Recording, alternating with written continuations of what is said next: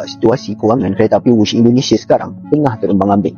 Penyelamatnya adalah rakyat Malaysia sendiri. Rupanya, tanpa duit pelancong Malaysia, kereta api cepat milik Indonesia ini mungkin sudah bankrupt. Bayangkan apa yang akan berlaku pada kereta cepat ini jika penumpang dari Malaysia stop naik Wush. Adakah Wush boleh tahan? Tapi dalam diam rupanya mereka tengah struggle teruk. Syarikat KCIC yang handle Wush dah rugi 1 bilion untuk setengah tahun 2024 je. Banyak gila kan? Mereka sebenarnya tengah terbeban dengan hutang pembinaan yang super tinggi. Yang paling hutang Wush hampir lunas, Malaysia kembali terdiam. Malaysia selalu menyinyirkan hutang Wush dan selalu membanggakan 200.000 orang Malaysia naik Wush dan membantu perekonomian Indonesia. Jadi baru-baru ini hutang Wush hampir lunas ya, dan itu pun digunakan oleh Danantara, dibantu oleh Danantara.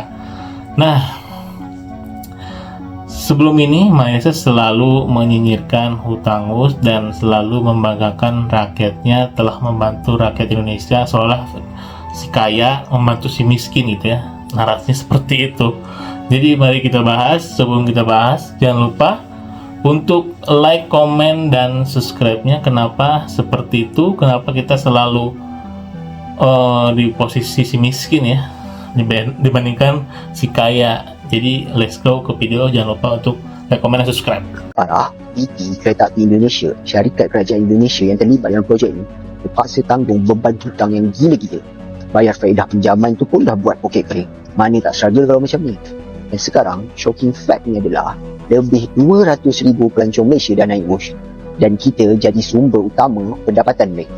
Sampai ada netizen Indonesia sendiri cakap, kalau tak ada pelancong Malaysia, confirm Wush akan bankrupt. So, situasi ini tunjuk betapa pentingnya hubungan kedua-dua negara ni. Memanglah Wush tu jadi lambang kemajuan negara jiran. Tapi secara diam-diam, kitalah yang bagi mereka sokongan kewangan. Hubungan ekonomi antara Malaysia, Indonesia lagi penting dari yang korang sangka. Kalau korang pernah naik Wush, jom share pengalaman korang kat komen. Bagi yang belum try, mungkin dah masa nak support jiran kita sambil enjoy teknologi yang cool ni.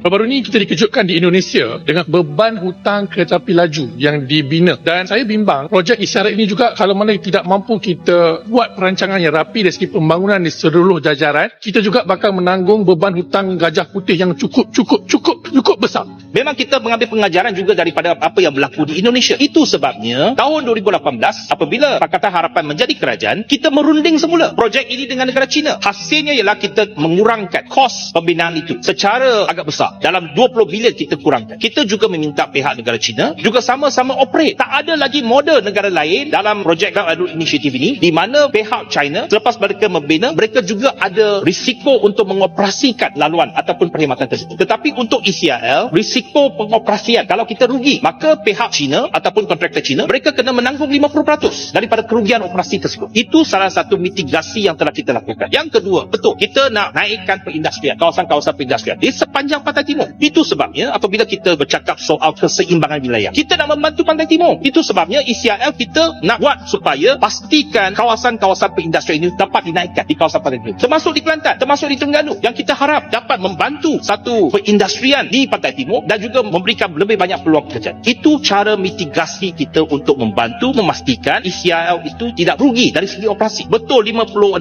bilion yang kita akan letak ini sebagai pelaburan perlu dibayar balik. Bukannya tak perlu bayar balik. Ini perlu dibayar balik. Jadi kerajaan menanggung satu kos yang cukup besar. Jadi saya sekarang tanggungjawab Wush.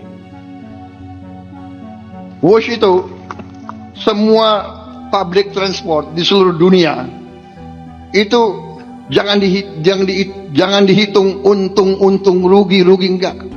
Hitung manfaat enggak untuk rakyat. Di seluruh dunia begitu. Ini namanya public service obligation.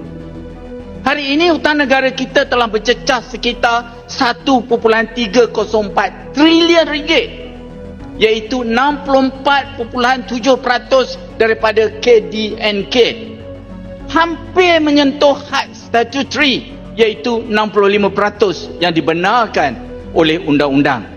Manakala debit service ratio kita kini sudah bercecah 16.3%. Hampir ke siling 17%. Maknanya RM1.6 hasil kerjaan digunakan hanya untuk membayar faedah hutang.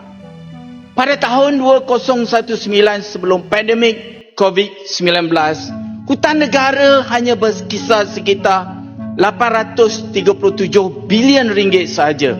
Namun ianya meningkat kepada 1.07 trilion pada tahun 2022 dan seterusnya 1.173 triliun pada tahun 2023 dan 1.227 triliun pada tahun 2024 dan kini tahun 2025. Kadang-kadang Malaysia selalu mengejek Indonesia, hutang wus. Wus itu kereta api cepat yang dibangun di era Pak Jokowi, dan kita tahulah Hus ini ya hutang itu.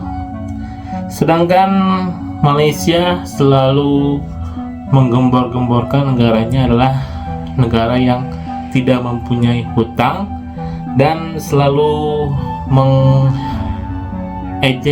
bahwa Hus ini tidak bermanfaat walau punya atau pertama kali di Asia Tenggara kereta api cepat tapi hutang.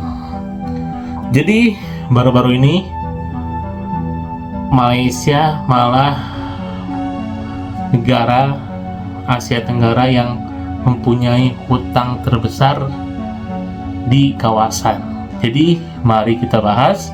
Sebelum kita bahas, jangan lupa untuk like, komen, dan subscribe-nya. Kenapa Malaysia selalu memberi atau bak sebagai pahlawan ya dikala Indonesia sedang jatuh? Contohnya ya, kita ambil contoh aja nih, ritmenya selalu sama. Aceh kena bencana, Malaysia selalu, padahal nggak minta bantuan ya, Indonesia tidak minta bantuan dan tidak pernah, kalau Indonesia ngebantu Malaysia tidak pernah gembar-gembor bahwa Indonesia itu membantu Malaysia dan lain-lain, nggak pernah gitu ya.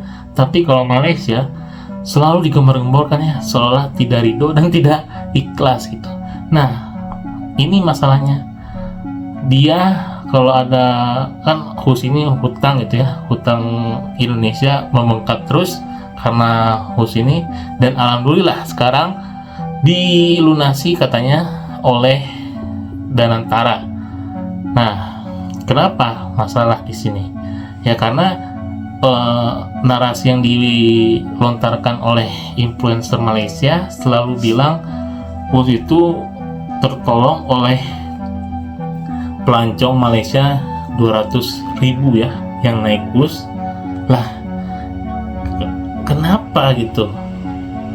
Ya udah aja gitu, emang dia doang yang naik bus gitu, banyak orang lain yang juga naik bus gitu. Negara-negara lain yang notabene mungkin spin uang lebih banyak daripada Malaysia, tapi diam-diam aja gitu ya. Tapi kalau Malaysia seolah pahlawan saat Indonesia butuh bantuan gitu, ritmenya selalu gitu.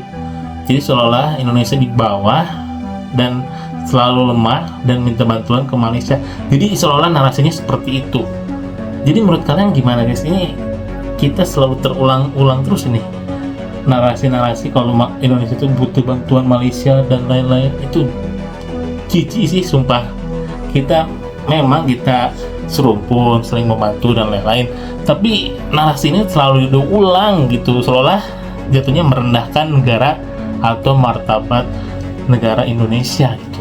Jadi menurut kalian gimana guys? Tulis di bawah, jangan lupa untuk like, comment, dan subscribe.